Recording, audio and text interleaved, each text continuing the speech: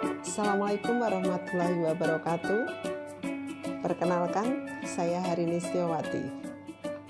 Berikut profil saya. Pada kesempatan yang baik ini, saya akan memaparkan tentang strategi delivery pembelajaran agenda 2, yaitu kepemimpinan kinerja pada pelatihan kepemimpinan administrator. Strategi delivery saya susun berdasar keputusan Kepala Nomor 1 tahun 2023 tentang kurikulum pelatihan struktural kepemimpinan dan Nomor 2 tahun 2023 tentang pedoman penyelenggaraan pelatihan struktural kepemimpinan. Terdapat 55 jam pelajaran pada agenda 2. 10 JP dilakukan secara mandiri oleh peserta pada hari keempat dan hari kelima. Setelah itu, peserta wajib mengumpulkan tugas IC agenda 2. Memasuki pembelajaran blended learning pada hari ke-13 sampai 15, masing-masing 2 JP sinkronus dan total 18 JP asinkronus. Hari ke-13, sinkronus hari pertama, setelah saya ucapkan salam, mengenalkan diri, kemudian menyapa peserta agar memperkenalkan diri sambil menjawab pertanyaan terkait hasil belajar pada agenda 1 dan hal-hal yang sudah dipelajari secara mandiri pada agenda 2. Ice breaking tentang konsentrasi sebentar. Kemudian saya sampaikan tujuan pembelajaran, skenario pembelajarannya, dan review tentang materi agenda 2. Lalu saya mempersilahkan beberapa peserta untuk menyajikan isinya secara bergantian, juga memberikan kesempatan kepada peserta yang lain untuk memberikan tanggapan atau masukan atau pertanyaan. Ulasan saya berikan sambil saya kaitkan dengan mata pelatihan pada agenda 2.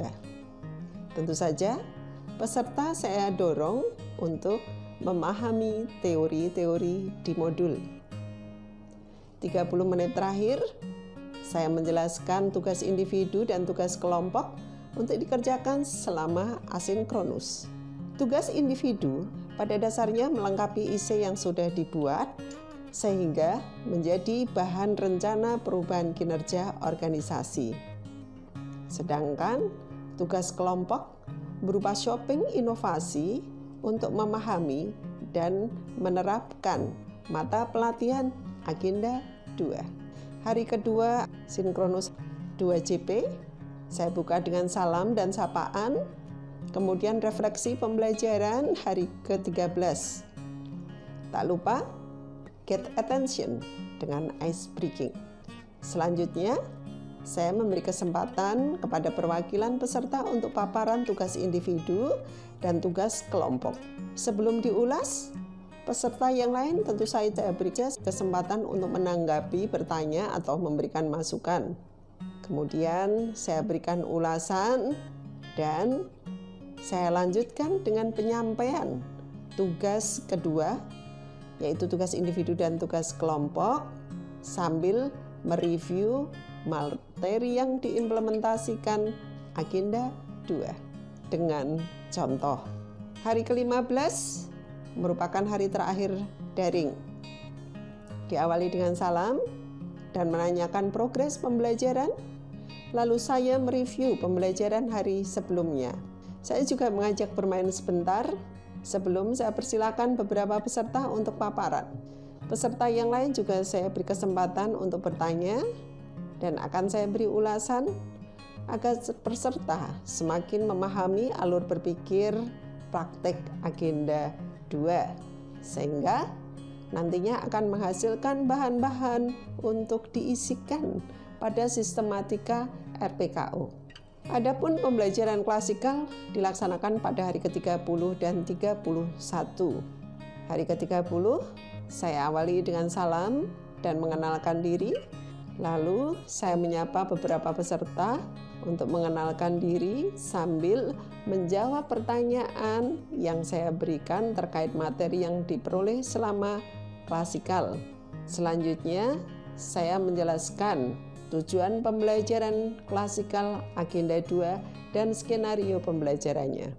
Pada klasikal hari pertama ini, saya akan banyak mengajak bermain untuk pemahaman dan simulasi atau menganalisis video atau bahan terkait 4 mata pelatihan pada agenda 2. Beberapa permainan saya dapatkan dari fasilitator workshop PKA. Matur nuwun Pak Sopan. Setiap permainan saya minta direfleksikan dan dianalogkan dengan tugas peserta sebagai administrator di unit kerjanya. Perwakilan tiap kelompok menyampaikan kesimpulannya, kelompok yang lain memberikan tanggapan. Kemudian saya berikan feedback sekaligus saya kaitkan dengan materi agenda 2. Setelah dirasa cukup, saya menjelaskan tugas kelompok dan tugas individu, di mana tugas individu merupakan pendalaman materi agenda 2 yang tertuang di RPKU masing-masing. Sedangkan tugas kelompok adalah menganalisis role model kepemimpinan transformasional. Ditekankan pada apanya yang akan diadop pada saat melaksanakan perubahan. Sehingga esoknya pada hari ke-31 akan terjadi proses konsultasi dan saling sharing dari sesama peserta, kemudian diperoleh pemahaman dari pendalaman materi agenda 2 yang tertuang pada RPKU. Semua pembelajaran, baik daring maupun klasikal, sebelum saya akhiri, saya ajak peserta untuk menyimpulkan. Kemudian saya berikan apresiasi atas peran aktif peserta. Lalu saya tutup dengan permohonan maaf dan ucapan terima kasih serta salam. Demikian strategi delivery agenda 2 PKA. Mohon masukan dan terima kasih. Wabillahi taufiq wal hidayah. Assalamualaikum warahmatullahi wabarakatuh.